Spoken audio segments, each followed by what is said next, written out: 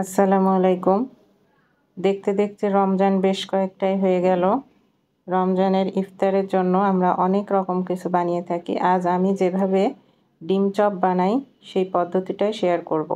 ইফতারের টেবিলে বাচ্চা বলেন বড় বলেন ডিমের এই আইটেমটা থাকলে সবাই মহা খুশি। আমি আমার পদ্ধতিটা আজকে শেয়ার করব।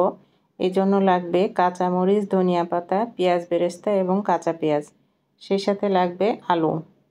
আমি একটা ফ্রাই প্যানে খুব অল্প পরিমাণ তেল দিয়েছি, মাত্র 2 টেবিল চামচ পরিমাণ। তেলটা দিয়ে আমার এখানে হাফ কাপ মতো পেঁয়াজ কুচি ছিল, সেই হাফ কাপ পেঁয়াজ কুচি দিয়ে দেখুন আমি কিন্তু পুরোপুরি লাল করে ভাজিনি। এবার ওর মধ্যে আলুটা দিয়ে খুব ভালোভাবে মিশিয়ে নিতে হবে। এবার আমি এখানে কিছু স্পাইস যোগ করব। এর জন্য লাগবে পরিমাণ মতো লবণ। আমি 2 টেবিল চামচ লবণ দিয়েছি। সেই সাথে দিয়েছি চাট মশলা এবং শুকনো মরিচের গুঁড়া এবং ধনিয়া পাতা, আমার পেঁয়াজ বেরেস্তা যে মশলাগুলি দেখিয়েছিলাম আমি আগেই কেটে রেখেছি, সেই মশলাগুলি দিয়ে এখানে খুব ভালোভাবে মিশিয়ে নিতে হবে। এমনভাবে মেশাতে হবে যেন প্রত্যেকটা আলুর সাথে খুব ভালোভাবে মশলাগুলি লেগে যায়। এখানে একটু আমি স্পাইস পছন্দ করি, এজন্য শুকনো মরিচের ফাঁকি দিয়েছি। আপনারা যারা যেমন ঝাল পছন্দ করেন সেভাবে ঝালটা দিয়ে নেবেন। সারাদিন রোজা রাখার পর একটু ঝাল ঝাল খাবারই বেশ ভালো লাগে মুখে। যে ডোটা তৈরি করলাম ওই ডোটার থেকে কিছুটা ঠান্ডা করে ডো আমি হাতে উঠিয়ে নিয়েছি। এটা যার যার শেপ অনুযায়ী সে তৈরি করবে। আমি এখানে আস্ত ডিমটা আগে দেখাচ্ছি। আস্ত ডিমটা এইভাবে আলুর পুরের মধ্যে সম্পূর্ণটা গড়িয়ে নিতে হবে। দেখুন এটা আসলে দেখে বুঝতে হবে, বলে বোঝানোর মতো না। খুব সুন্দরভাবে পুরা ডিমটা আলুর কোটে করে নিতে হবে।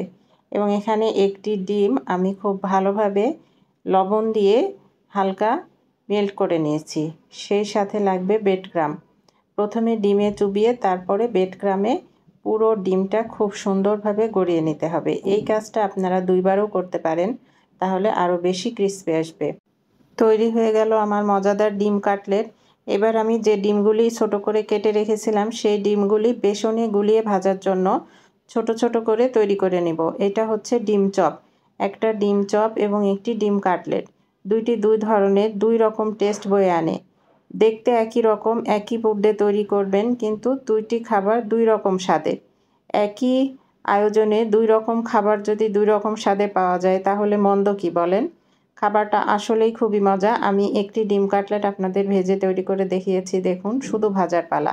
আমি এইগুলি সম্পূর্ণটা ফ্রোজেন করেছি। ফ্রোজেন পদ্ধতি সহকারে আপনাদের দেখিয়ে দিলাম। ঠিক যারা ডিম পছন্দ করে আশা করি তাদের খুব পছন্দ হবে। আমার তো খুব প্রিয় খাবার এটি।